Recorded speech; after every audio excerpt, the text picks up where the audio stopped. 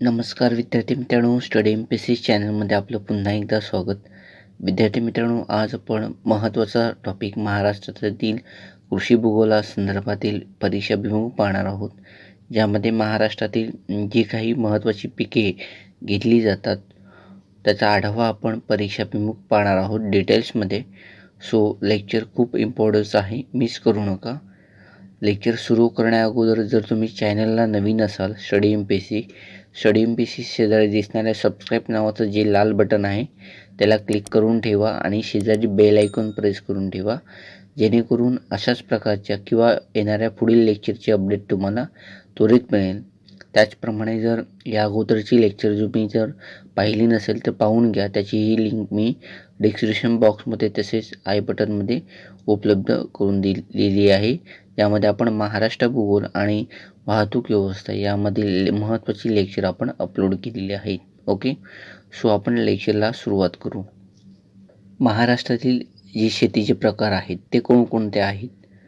Okay, first ओलित शेती. Okay, ज्या भागात पावसाचे वार्षिक प्रमाण हे 200 ते 400 सेंटीमीटरपेक्षा जास्त असतं त्या भागात ओलित शेती केली जाते. ओके, वार्षिक प्रमाण पावसाचं किती असते? 200 ते 400 असतं, त्या भागात ओलित शेती केली जाते. महत्त्वपूर्ण आहे. ओके, पावसाचे वार्षिक प्रमाण किती? 200 ते 400पेक्षा जास्त असल्यास तिथं ओलित शेती केली जाते. ओके, आर्द्र शेती ज्या भागात पावसाचे वार्षिक प्रमाण आहे 100 ते 200 सेंटीमीटर व निश्चित पर्जन्य प्रदेशात ही शेती केली जाते. ओके, आर्द्र शेती म्हणजे काय?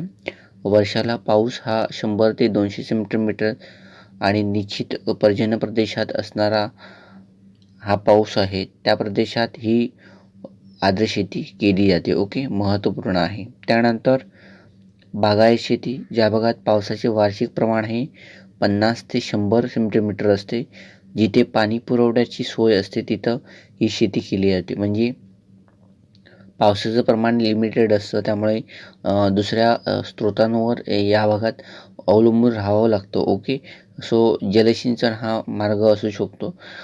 त्यामुळे मध्य महाराष्ट्र कोकणामध्ये या शेतीचं प्रमाण कमी कारण या प्रदेशात जलसिंचन प्रकल्प खूप कमी आहेत. ओके, जे जलसिंचन प्रकल्प आहेत तुम्हाला पश्चिम महाराष्ट्र या विभागात पाहावयास मिळतात, कारण का सह्याद्री घाटातून उगम पावणाऱ्या ज्या पूर्ववाहिन्या नद्या आहेत त्या पूर्ववाहिन्या नद्यावरती काही महत्त्वाची जलसिंचन प्रकल्प या खोऱ्यात उभारण्यात आलेली आहेत. ओके, सो मध्य महाराष्ट्र कोकणामध्ये याचं प्रमाण खूप कमी आहे. ओके, या शेतीमध्ये सर्वाधिक नगदी पिके घेतली जातात. महत्त्वपूर्ण आहे.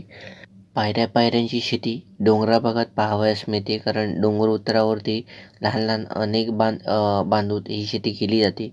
ही शेती सह्याद्रीच्या पर्वतमय प्रदेश असेल, पूर्व विदर्भातील डोंगराळ भाग असेल, खानदेश अमरावतीच्या डोंगराळ भागात ही केली जाते. ओके, कोरडवाहू शेती किंवा त्याला जिरायत शेती असंही म्हटलं जातं, ज्या भागात पावसाचे वार्षिक प्रमाण हे 50 सेंटीमीटरपेक्षा कमी असतं. तसेच जो प्रदेश कोरडा व निमकोरडा आहे त्या प्रदेशात शेती केली जाते.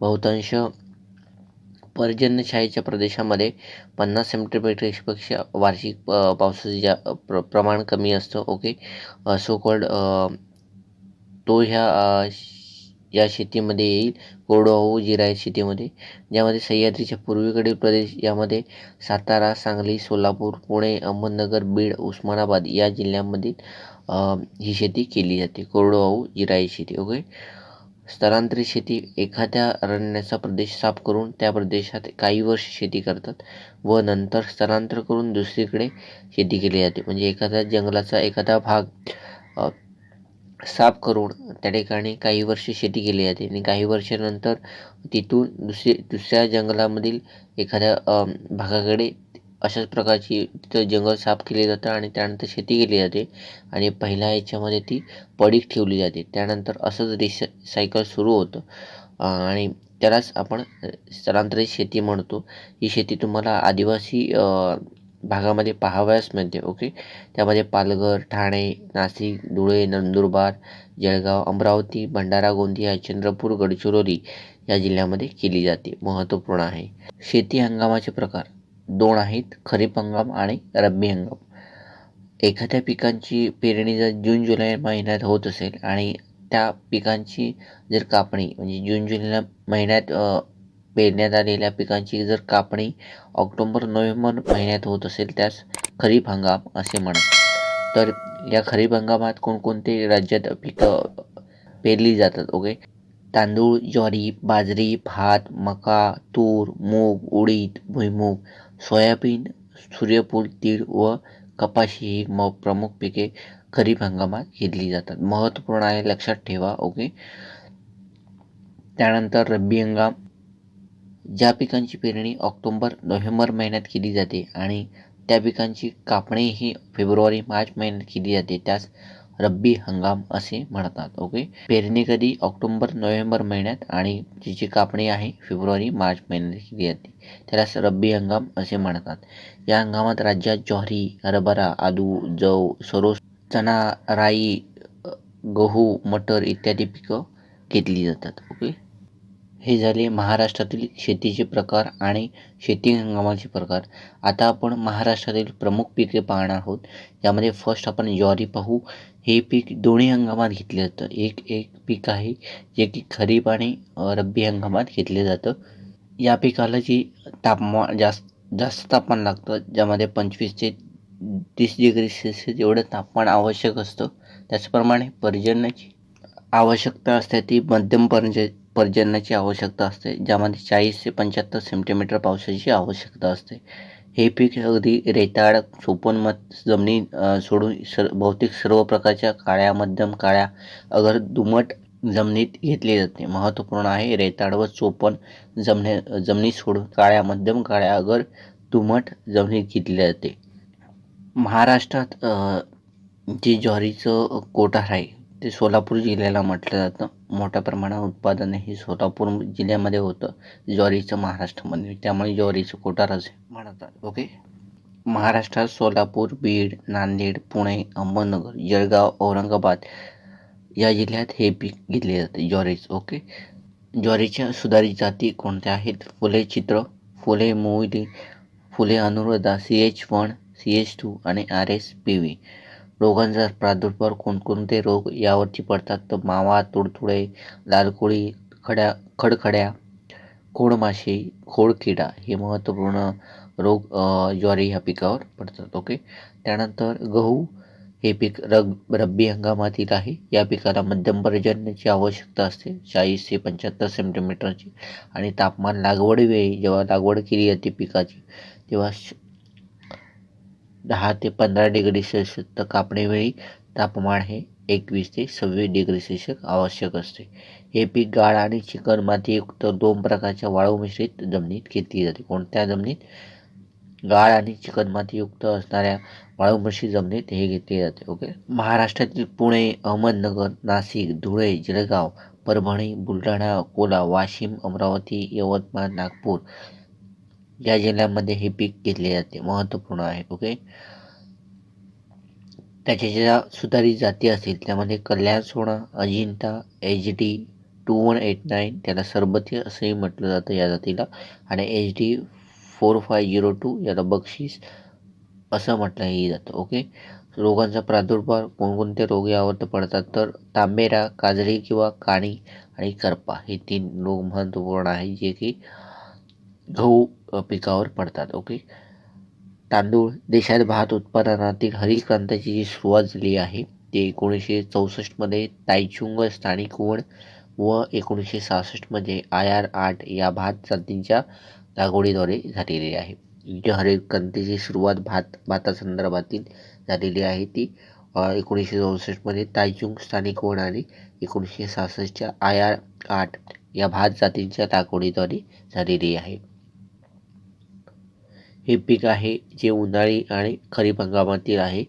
या पिकाला जे पर्जन्याची आवश्यकता असते जास्त असते, 40 ते 75 सेंटीमीटर पावसाची आवश्यकता असते, तर तापमान हे सुद्धा जास्त आवश्यक असते, 25 ते 35 डिग्री सेल्सिअस. हे पीक जांभ्या खडकापासून तयार झालेल्या मध्यम काळ्या, खारवड, अल्कली युक्त व पाणथळ जमिनीत घेतले जाते. ओके, हे तांदूळ पीक आहे जी जांभ्या खडकापासून तयार झालेल्या मध्यम काळ्या खारवड अल्कलीयुक्त पांढऱ्या जमिनीत घेतली जाते. महाराष्ट्रात जांबिक जी मृदा आहे त्या ठिकाणी याचं प्रमाण आढळून येते. ओके. रायगड, रत्नागिरी, सिंधुदुर्ग, पुणे, सातारा, कोल्हापूर, भंडारा, गोंदिया, गडचिरोली या जिल्ह्यामध्ये हे पीक घेतले जाते. ओके.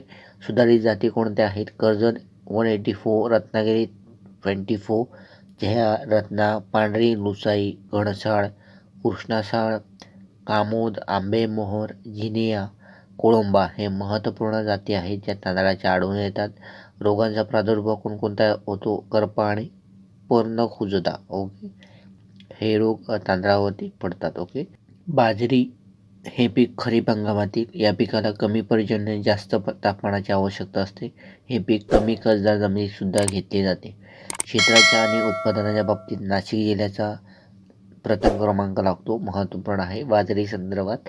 बाजरीच्या क्षेत्राच्या उत्पादनाच्या बाबतीत नाशिक जिल्ह्याचा प्रथम क्रमांक लागतो. त्यानंतर अहमदनगर, पुणे, औरंगाबाद व धुळे हे जिल्हे येतात. ओके. सुधारित जाती कोणकोणत्या आहेत? समृद्धी, परभणी, संपदा, श्रद्धा आणि सबुरी ह्या महत्त्वपूर्ण ज्या जाती आहेत त्या बाजरी संदर्भात आहेत. आणि रोगाचा प्रादुर्भाव जडतो तो अर्गट प्लाझ्मोपेनिसिटी. ओके. महत्त्वपूर्ण रोग बाजरी ह्या पिकावर पडतात. ओके. नगदी पिके म्हणजे काय? एखाद्या पिकांची विक्री ही करून शेतकऱ्यास रोख हातात जी रक्कम मिळाली जाते त्वरित त्याला नगदी पिकं असं म्हणतात. म्हणजे रोख रक्कम मिळवून देणारी पिके म्हणजे नगदी पिके. ओके. नगदी पिके ज्यामध्ये महाराष्ट्रामध्ये जे महत्त्वाची नगदी पिके घेतली जातात त्यामध्ये कापूस, ऊस आणि तंबाखू. तंबाखूसाठी जी जमीन लागते ती हलकी ते भारी नदीकाठची. पर्जन्याची आवश्यकता असते ती 50 ते 100 सेंटीमीटर. तापमान 15 ते 20 डिग्री सेल्सिअस. दक्षिण महाराष्ट्रातील प्रमुख पीक असून हे कोल्हापूर, सांगली, सातारा जिल्ह्यात घेतले जाते. महत्त्वपूर्ण आहे. तंबाखूचे उत्पादन होते ते महाराष्ट्रात कोल्हापूर, सांगली आणि सातारा.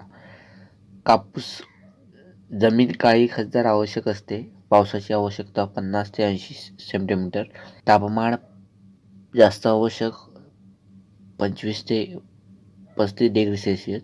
महाराष्ट्रात यवतमाळ जिल्ह्यात सर्वात जास्त क्षेत्र असून कापसाचं. त्यानंतर अमरावती, अकोला, वाशिम, बुलढाणा, धुळे, जळगाव, नांदेड, परभणी हे जिल्हे ह्या पीक उत्पादनात अग्रेसर आहेत. ओके.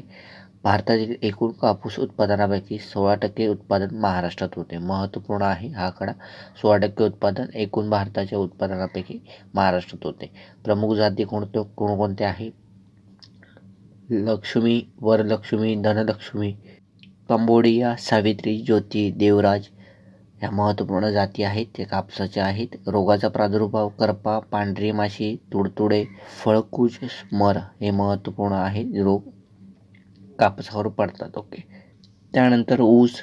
जमीन काळी आणि गाळाची आवश्यकता असते. पर्जन्य 135 ते 150 सेंटीमीटर. जास्त पावसाची आवश्यकता आणि जास्त तापमानसुद्धा आवश्यकता असते 22 ते 30 डिग्री सेल्सिअस.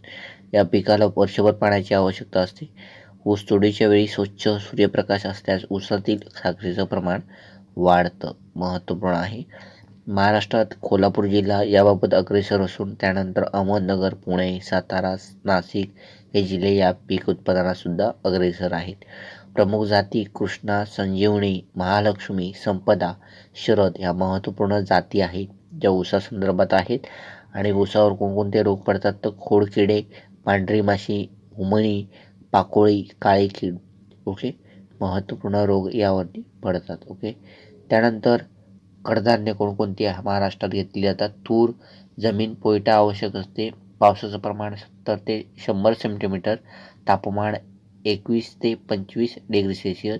प्रमुख जाती कोणकोणत्या आहेत? आशा, विपुला, राजेश्वरी, पिकेवी, तारा या महत्त्वपूर्ण जाती आहेत. आणि रोगांचा प्रादुर्भाव मर, खोडकूज आणि मुळकूज. ओके. त्यानंतर मूग. जमीन आवश्यकता असते ती मध्यम ते भारी प्रकाराची आणि पाण्याची चांगली निचरा होणारी जमीन आवश्यकता असते. पर्जन्य 75 ते 90 सेंटीमीटर. तापमान 20 ते 35 डिग्री सेल्सिअस. महाराष्ट्रातील परभणी, औरंगाबाद, जालना, नांदेड, उस्मानाबाद, जळगाव, धुळे जिल्ह्यात हे पीक घेतले जातं. ओके. प्रमुख जाती कोणत्या आहेत तर कोपरगाव, वैभव. रोगांचा प्रादुर्भाव भोरी रोगाचा. ओके. त्यानंतर उडीद. जमीन आवश्यकता असते भारी व काळी प्रकाराची. पर्जन्य 60 ते 65 सेंटीमीटर, तापमान 20 ते 35 डिग्री सेल्सिअस. महाराष्ट्रातील जळगाव, उस्मानाबाद, औरंगाबाद, अकोला, बुलढाणा, धुळे या जिल्ह्यात हे पीक घेतलं जातं आणि रोगांचा प्रादुर्भाव आहे पुरी आणि तांबेरा. ओके. जमिनी जी आवश्यकता असते मटकीसाठी ते हलकी व मध्यम प्रकारची. महाराष्ट्रातील सांगली, सातारा, सोलापूर, औरंगाबाद जिल्ह्यात हे मटकी हे पीक मोठ्या प्रमाणात घेतलं जातं. हरभरा जमीन भारी, मध्यम भारी, गळाची प्रकारची. महाराष्ट्रातील पुणे, अहमदनगर, नाशिक, औरंगाबाद, परभणी, सोलापूर जिल्ह्यात हे पीक घेतलं जातं. ओके. आता फळांबाबत महाराष्ट्रामध्ये कोणकोणती फळे घेतली जातात. ओके. आंबा हे फळ ज्याला मोठ्या प्रमाणात पर्जन्याची आवश्यकता असते आणि काही कालावधी कोरडा आवश्यक असतो. रत्नागिरी, देवगडचा हापूस आंबा जगप्रसिद्ध आहे. रत्नागिरी, सिंधुदुर्ग, रायगड, ठाणे या जिल्ह्यात या फळाचं उत्पादन महाराष्ट्रात मोठ्या प्रमाणात होतं. कोकण विभागामधील हे जिल्हे आहेत. ओके.